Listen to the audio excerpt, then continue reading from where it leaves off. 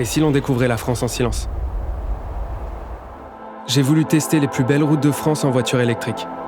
Prouver qu'on peut rouler sereinement en donnant au voyage une nouvelle dimension.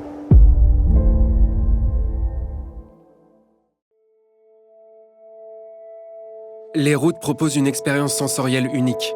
Je vous emmène pour une virée inoubliable sur les plus belles routes des Cévennes. D'immenses vallées, de puissantes rivières. Une terre de caractère parmi les plus préservées de France. Une excursion dans un cadre aussi incroyable qu'inattendu. Un parc de 40 hectares de bambous, venu des 4 coins du monde, et créé il y a plus de 140 ans, par un botaniste fou de plantes exotiques. En fait, c'est la variété de bambou qui peut faire les plus grandes et grosses tiges d'Europe, parce qu'il n'y a aucun bambou qui est originaire d'Europe, donc ils ont tous été amenés. Celui-là, il peut faire jusqu'à 25 mètres de haut, et en termes de circonférence, il peut aller jusqu'à 70 cm, donc il est absolument énorme.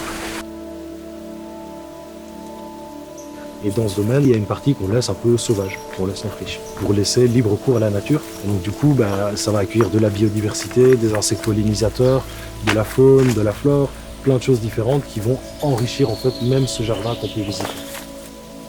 Se promener ici est une expérience déroutante. On ne sait plus trop où on est, ni combien de temps s'est écoulé depuis notre arrivée.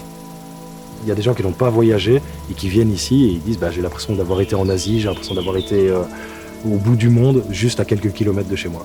Donc on a vraiment plein de sortes de visiteurs, mais les gens viennent ici en général pour être bien.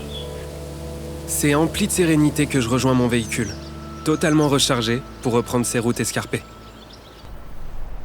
Le décor est majestueux, littéralement taillé à même la roche par l'Hérault et son eau émeraude. Difficile de faire plus authentique.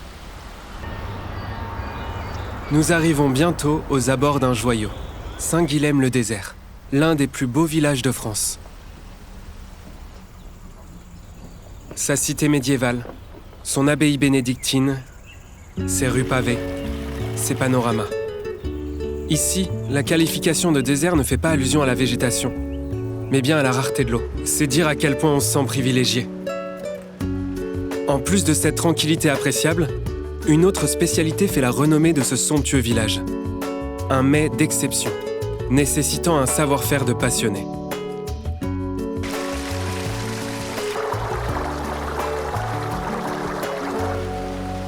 Comme tu vois, c'est un animal préhistorique qui a ces petits babillons qui vont lui permettre de fouiller la vase et de venir manger les petits vermisseaux et de brouter. C'est un animal relativement omnivore. Alors celle-ci était toute petite et c'est une espèce qui peut vivre jusqu'à 50 ans et normalement en milieu naturel peut faire jusqu'à 250 kg. À la tête de l'exploitation du château Castillonne, Frédéric revendique une démarche responsable, inédite. Nous on a un petit truc en plus, c'est que on ne tue pas les animaux pour récolter le caviar. Donc en fait on fait une petite chirurgie et on va venir prélever les œufs sur le poisson, on va refermer ensuite. Donc, comme c'est des poissons qui vivent 50 à 60 ans, oui. Au lieu de les abattre à l'âge de 8 ans, ça va permettre à la poissonne de vivre toute sa vie. Quand vient le moment de goûter au précieux caviar, ce sont des notes umami et de sous-bois qui transportent mes papilles. Le goût est divin, le raffinement absolu. C'est plein d'images, de saveurs et de sensations que je m'apprête à quitter cette terre cévenole. Un territoire de caractère renfermant des trésors aussi riches qu'insoupçonnés. J'ai déjà hâte de découvrir ce que me réserve ma prochaine destination.